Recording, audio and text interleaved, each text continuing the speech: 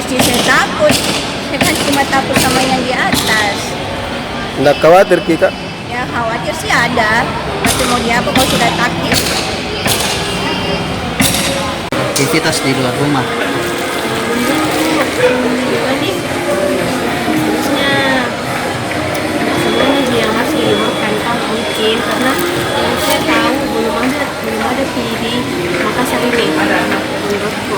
Mungkin di kota-kota lain mungkin sudah ada kan, tapi kalau di Makassar itu belum ada, jadi ya kalau bisa jangan semuanya itu diliburkan karena katanya saya dengar biar bandara juga mau ditutup.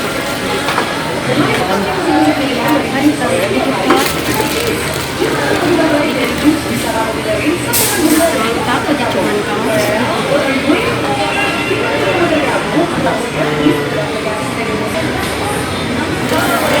Biasa-biasa. ya, kalau bisa